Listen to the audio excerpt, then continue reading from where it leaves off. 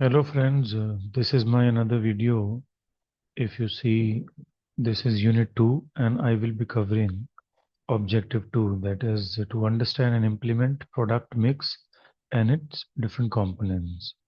In my earlier objective, which is the development of an integrated marketing mix, I have already spoken in unit 2 objective 1 video. That was the previous video. So let us talk about this objective now, and these are the key dimensions of product mix. So if you talk about the key dimensions of product mix of any organization, covers the length, width, depth, and consistency of that particular organization. So we need to understand, first of all, what does that mean? When we talk about the width of the organization, which is usually horizontal in nature, it refers to the number of different product lines a company offers. For example, if you talk about Reliance has got somewhere around more than 180 subsidiaries, and each subsidiary or each product line will have multiple categories, and under multiple categories they will have multiple brands, and under each brand they will have multiple variants. The another example is if a company selling electronics, clothing, furniture has a wide product mix, because there are different product lines that we have spoken now. When you talk about the length of the product mix for an organization, that means the total number of items in the product mix across all lines, or it could be the multiple brands available in different categories of a particular product line.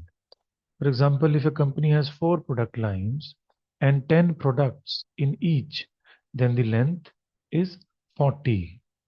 Now, moving on to the depth of the product mix for an organization, it means the number of variants in a particular brand within a particular category of a particular product line. So, for example, different sizes, colors, and flavors.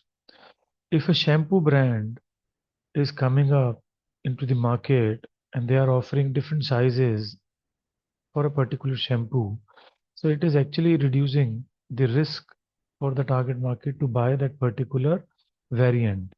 Real fruit juice has got more than 14 variants in their product line. Next is consistency. That means how closely relate the product lines are in terms of usage, production, or distribution. High consistency will actually be able to reduce the costs and improve the brand focus for you. So let us take the example of the product mix for Godrej company. As you can see, the horizontal is the product mix width, as you can see from my arrow.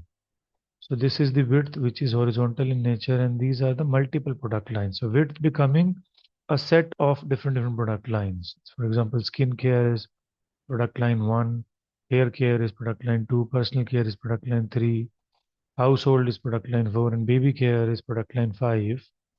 So under each product line or under each category, you will have multiple brands, and under each brand, you will have multiple variants. So each brand becomes the product line length, and each variant under each brand would be the product line depth. Similarly, moving further, this is the product mix for Lenskart, has got 4 categories: eyeglasses, sunglasses, contact lenses, and accessories. So this is the width, and under the length you have got Vogue, Fossil, Ray-Ban, Vincent Chase. So this has become the length, and half rim, full rim, bifocal. This has become the depth. So likewise, the another MG portfolio mix, if you talk about, they have got multiple categories: the sedan, SUV, hybrid, and under SUV category they have got the brand Hector, brand Astor, brand Gloucester. So that's the length. An SUV, sedan, hybrid, electric, that's the width. And under MG Hector, you will have multiple colors, that's the depth. Similarly, this is the portfolio mix for Rolls-Royce. If you talk about the cars as the one product line, defense is the another product line, energy is the third product line, aerospace is the fourth product line. So that is the width. Under car product line, you have got multiple categories. That is the category width. Under each category, you have multiple brands. For example, sedan, you have got Phantom, Ghost, Bodytail. So that is the multiple branding. And under each brand, you will have multiple variants. That becomes the depth. So I've given you enough examples for the product mix or the portfolio mix for a particular organization. Similarly, for Dabur, we have got healthcare, body care, home care, food. There are four product lines, and under each product line, you've got multiple options. Similarly, this is the product mix for Parle, that is for biscuits, snacks, confectionery, cake, likewise. Similarly, for Britannia, if you talk about Britannia manufactures wide variety of biscuits and dairy products. Britannia's product strategies in its marketing mix width primarily consists of biscuits, bread, dairy, cakes, and rusk. The product line depth is highest for biscuits, consisting of several products, followed by cakes and breads. Britannia manufactures biscuits for various segments of consumers, and different types include sugar-free biscuits, cream biscuits, jam biscuits. Some of its popular brands are Britannia Nutri-Choice, Marigold, Britannia Pure Magic. So Britannia getting extended, from one product line to another product line becomes the width for the company. So Britannia now able to manufacture and sell cheese, dahi, ghee, butter. So its products are primarily intended for middle class people in India, which forms the bulk of the population. Now, focusing upon the importance of product mix, we talk about the first point is it helps cater to different customer segments through multi-branding, through brand extensions, through line extensions, new brands. It also increases your market shares through improvement in sales revenue. Basically, that is achieved through higher consumption. Product markets or product mix also enables cross-selling and upselling opportunities through creation of a package, thereby providing more value to the customers actually. That's the golden mantra in case of marketing. The importance of product mix lies in enhancing brand visibility and customer loyalty due to the range and economies of scale. Now moving upon to the job description of a product manager. As a product manager of an organization, you need to take multiple decisions. So what are the key product decisions taken by product manager that we're going to talk about from now onwards? So product manager plays a crucial role in shaping the success of a product by making strategic decisions throughout its life cycle, which is the introduction, growth, maturity, and decline stage. And these decisions fall under various areas, and these decisions are aimed at ensuring the product meets market needs, product delivers values, and contribute to companies' goals. So let us now focus upon the key product decisions taken by a product manager, which are as follows. So the first decision by a product manager is product strategy and planning. So under this, he'll have to define the product visions and the goals of the organization. He'll have to align the product with the business strategy and market opportunities. And he'll have to prioritize product features, and he'll have to take initiatives on, customer needs and company objectives. The second decision as a product manager that you need to take is the product design and the features of the product. So you'll have to decide on the core attributes, the functions of the products, and you'll have to design the product itself. The design needs to be environment friendly these days. So you'll have to adopt those green practices which are prevailing in the market to gain preferences by your target market. And government is also encouraging the environment friendly product designs. Even the intermediaries wants a product design that consume the lesser space.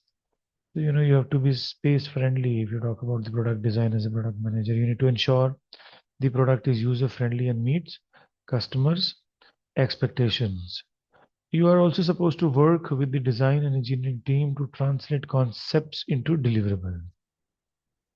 Moving upon to the another key decisions taken by a product manager is the branding and the positioning decisions, because branding actually creates recognition and delivers a promise in the market. And through this recognition and ranking that you've created through positioning, the actual buying takes place.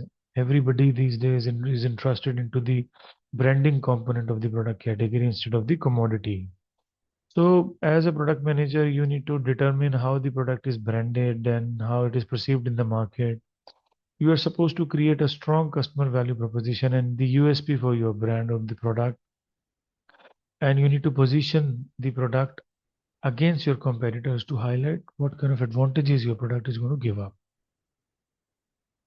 The fourth key product decisions as a product manager is the packaging decisions that you need to take, because packaging brings in more appeal for your target market, and the labeling talks about the promotional element of the brand. So you need to choose the right package for your product protection to create a right appeal and provide convenience to your target market. You need to ensure that your packaging aligns with the brand identity and regulatory requirements. So as a product manager, these are the key decisions that you take up. The next key decision is the product life cycle management, because each and every product moves through the introduction, growth, maturity, and decline stages. It is very difficult to maintain one stage over a period of time because of the new product developments and innovations keep popping up in the market through your competitors. And based upon the sales, your product reaches growth, maturity, and decline stages. So as a product manager, you need to make decisions about the product modifications, upgraded, or discontinuation if your product reaches the decline stage. Then you need to plan out new versions or replacements based on the market trends. The another most important decision as a product manager you need to take is the product line and product mix decision. You need to decide whether to expand the product line or whether to reduce the product line. So for this, you need to make adjustments in your product mix to optimize market coverage and profitability. Next, moving upon to the, you know, decisions with respect to the product mix as a product manager is you need to ensure that you take the feedback of the customers on a regular basis, and based upon those feedbacks, you need to improve upon your key product decisions. So for this, you need to analyze the customer feedbacks, you need to prioritize updates or fixes based on user input and business impact. So, this was the Unit 2, learning objective number 2, understand and implement the product mix and its components. So with this, I would like to end this particular video, and I'd like to thank you all for patiently listening to my content. Now I will produce another video that is going to cover the objective number 3, understand and implement price mix and its components in a similar way through which I've covered the product mix and its components. So with this, I'd like to end this video. Thank you very, very much.